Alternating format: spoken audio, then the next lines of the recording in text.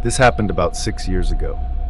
I was 27 at the time, and I had just moved from a small town in Colorado to Austin, Texas.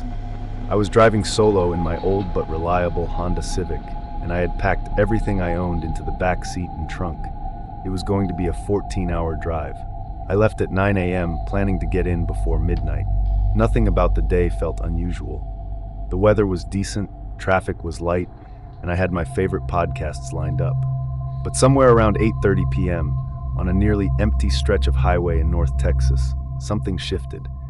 The highway was long and straight, no lights, no other cars in sight for miles. I was on a 2-lane road with trees on either side. It was one of those stretches where the GPS loses signal and radio stations cut out. Just you, your thoughts, and the road. That's when I saw headlights behind me. At first, I didn't think much of it. It was just another car coming up behind me. It was moving fast, gaining on me. I figured they'd pass me and we'd go our separate ways. But they didn't. The car got right up behind me, so close I couldn't even see their headlights in my rear view, just a glare. I tapped my brakes lightly, a polite way of saying back off, but they didn't. They stayed glued to my bumper for nearly 5 minutes. Then they started swerving, not wildly, just subtle swerves from side to side like they were trying to see around me. The road was empty, no oncoming cars, nothing stopping them from passing. But they didn't. A turnoff appeared on the right, a narrow road heading into what looked like a wooded area. I took it, hoping the driver would just keep going straight. I didn't have a cell signal, but I remembered that this road would eventually connect to the main highway again. It would just take a little longer. To my disappointment, the car followed. At this point, I slowed down a little, hoping they'd pass. Instead, they matched my speed, still tailing me, still no attempt to pass. That's when I got nervous. Suddenly, their headlights turned off, just darkness behind me.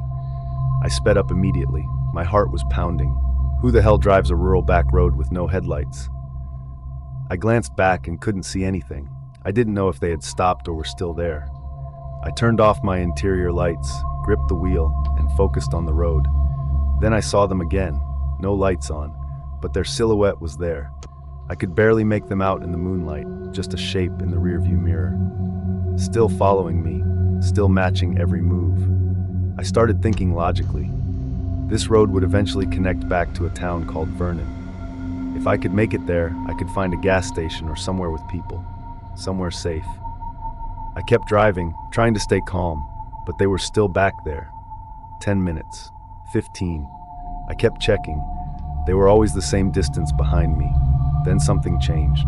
Their lights came back on. They sped up and pulled into the left lane like they were finally going to pass me. I felt relief for about 2 seconds. Because they didn't pass me, they pulled up next to me and stayed there. Perfectly parallel. I turned my head just for a second. I wish I hadn't. It was a man, maybe late 30s or 40s. Pale face, scruffy beard, dark cap. He didn't look at the road. He looked straight at me. He was grinning. His passenger side window was down. He held something up. At first, I couldn't tell what it was. Then I realized it was a knife. He was holding a knife up like it was a warning or a promise. I panicked, slammed the gas. He swerved slightly toward me, just enough to make me flinch, but then fell back behind. I floored it. I pushed my car harder than I ever had. My Civic shook with every bump in the road, but he kept up. We weaved through curves and hills, and I felt like one mistake would send me flying off the edge. I saw a sign, Vernon, 5 miles. 5 more miles. I just had to make it. Behind me, I saw his lights dip out for a second, then reappear. He was trying to intimidate me, or maybe make me crash. Then, up ahead, lights. A gas station, open, bright. I didn't even brake properly. I skidded into the lot, slammed the car into park, and jumped out yelling for help. 2 truckers were outside smoking. They looked confused. The other car didn't pull in. It drove past, slowly, then vanished. I went inside, shaking. One of the truckers called the cops. I gave a description, but I hadn't seen the plate. No cameras on that road. No way to trace the guy. The officer told me I was lucky. Apparently, similar reports had come in from nearby towns. A man harassing women driving alone at night, following them, threatening them. No arrests, no name, just stories.